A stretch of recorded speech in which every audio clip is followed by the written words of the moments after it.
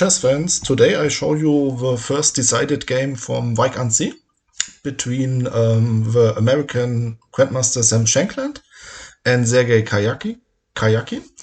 And yeah, it's a nice game, and you have also the task to find the win for Shankland, and I will pause the video nearly at the end. So let's start. Shankland opened with d4, knight f6, c4, e6, and we have the Nimzo Indian. Yesterday we saw a nice game from Van Forest. He played a3 against Geary, and he also win.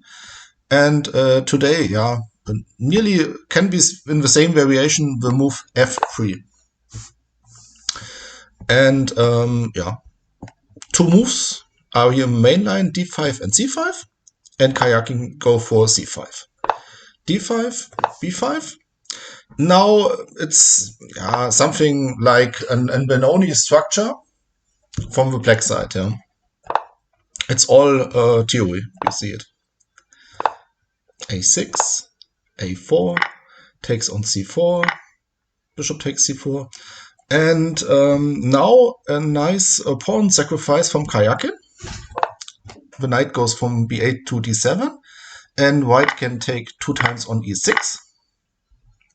As I said, a pawn sacrifice, but black get nice active play. He starts with knight e5, and you see the knight wants to move to d3 later. Bishop takes bishop, queen takes bishop, bishop f4.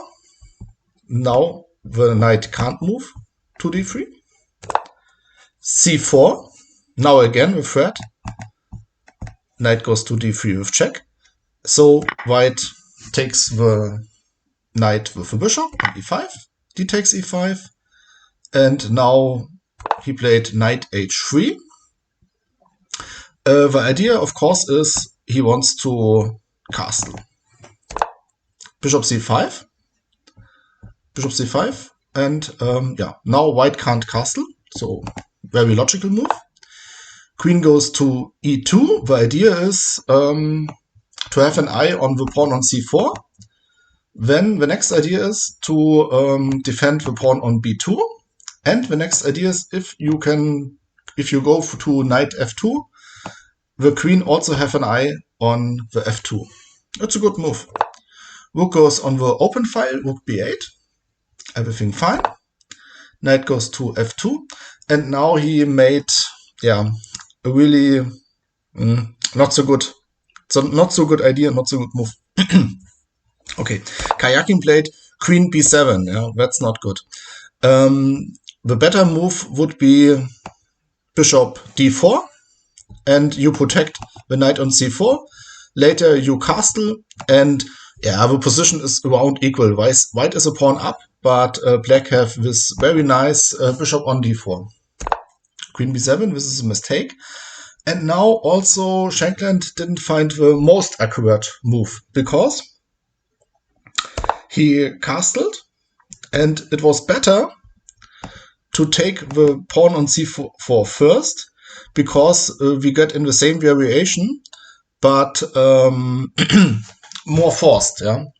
Okay, castle, and now yeah, he took on b2, and the variation is like that. Yeah, and bishop takes on f2.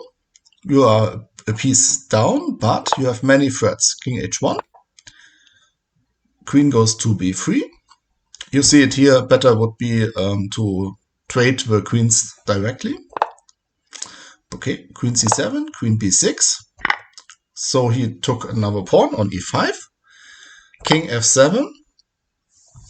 Okay. Knight goes to d5. And now the best move for black would be rook h to e8. But he played the move. Yeah, moment. Knight takes d5.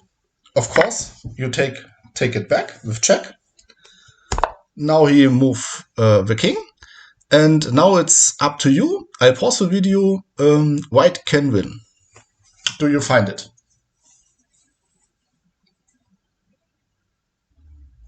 Okay. Then Shankland, of course, find it. The first move is very easy to find and logical, because if you start to think about moves in this position, you start thinking about checks. Okay, so this move is very logical. King f7. Okay, what else can he do? And now you had to find the move rook a goes to c1. And in this position, on move 26, Karjakin resigned. Why did he resign? Okay, the problem is, first of all, the threat is rook c7, check and mate. Okay, how can you defend it? Yeah. Example, you play rook to c8. Now, rook c7 is not possible, but you can take on c8. And you have here this check on f5, and black lose the rook on c8. Okay, what else can he do? Difficult. Really, I have no idea what else can he do. Yeah, it's nothing possible. Yeah. Also, this move, queen f6, is not. You can give a check and later take the bishop. Yeah, it's really lost. Yeah. I like the game. Of course, Karjakin made terrible mistake. Position was around equal, but you see, Shankland played it very accurately and with a nice little tactic. And yeah, I like the game, and that's why I wanted to show you to you. Okay, see you next time.